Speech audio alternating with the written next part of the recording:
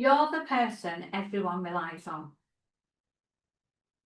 the one who keeps everything moving, the one who solves all the problems, the one people come to when something goes wrong. But what happens when the person holding everything together is quietly running out of strength? I know this because I went through this exact thing. And for years, I held everybody together. And when it was my turn for somebody to hold me, that didn't happen.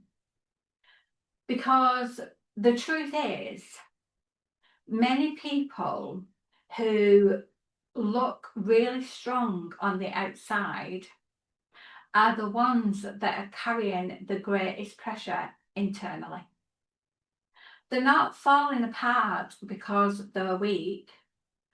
They are simply exhausted because they've been carrying too much for too long.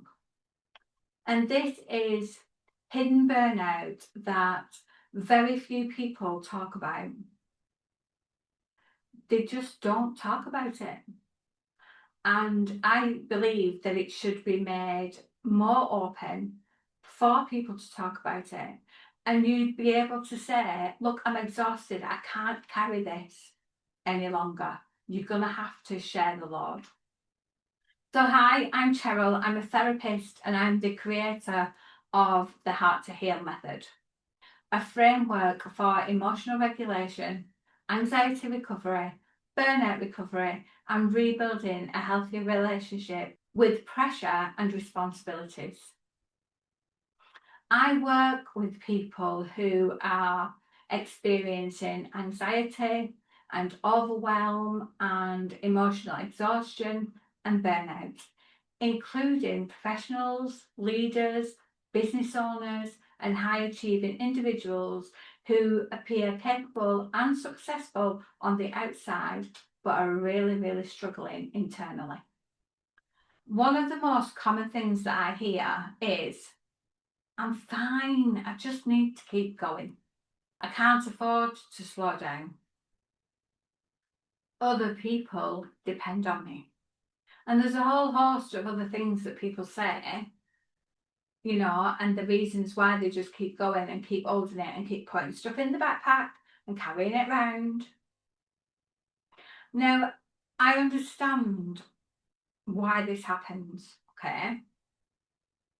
Many people have built their identity around being reliable, capable, and strong. But over time, always being the person who provides and protects and support others can come at a cost. And that cost is normally 9 times out of 10 mental health, physical health. Being strong does not mean that you have to carry every single thing on your own. It doesn't. Why can't you share that with somebody else? So in this video, I'm going to explain why provider pressure can quietly lead to burnout, why so many people struggle to recognise it, and what helps you recover without losing any of your qualities that made you successful in the first place. For many people, especially men, there is often an unspoken expectation. Be responsible. You'll have all heard that one. Be successful. That's a massive one that comes up. You have to provide. You have to protect. Draw out your sword and protect your family. You can see that this goes back hundreds and thousands of years of men, especially men, having to protect and provide and, and just do things that are expected of them. They're not expected to make any complaints about it at all. They are definitely not expected to show any kind of weakness, because that is a big no-no for men to show any kind of weakness. And they're expected to just keep going. Now, I know that this is also expected of women. I'm not saying that women don't have these same sort of pressures, but with men, it tends to be more, it's more masculine, and it's more that they've got to not talk about the feelings and what's going on. So for a while, this kind of mindset can work. It can push you forward, it can keep you going. It can help you to create ambition, which is a good thing. It can help you to create achievements. And it can help you to overcome challenges as well. So, I'm not saying that it's all bad, but there is a massive difference between resilience and constant self-sacrifice. When you're always focused on what everybody else wants or what everybody else needs, you can lose awareness of what is happening to you internally. You become an expert at functioning. You become so good at it. But functioning is not the same as being well. Many people don't even notice that burnout is happening because they're still achieving. So they don't notice it. They're still working. They're still showing up. They're still meeting expectations. But underneath all of that, their nervous system is running on empty. And you cannot run on empty all the time. Burnout does not always look like someone who has completely stopped functioning. It often looks like someone who is still performing but feels really different on the inside. So it can show up as constant mental exhaustion, feeling like you're unable to switch off. You get really irritable or emotionally withdrawn. You lose enjoyment in things that used to matter to you. Feeling responsible for everyone and every single thing, and difficulty asking for help. You feel like you always have to be switched on, and you have reduced patience and emotional capability. And one of the hardest parts is that many people feel guilty because they're struggling. Because they start to think, other people have got it worse than me. I should be able to handle this. I've always managed before. But burnout is not a sign that you're incapable.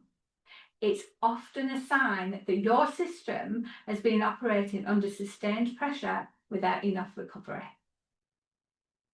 One of the patterns that I see is that high performers become very skilled at overriding their own signals. So they'll push through that tiredness. They'll ignore that stress. They'll delay their own needs.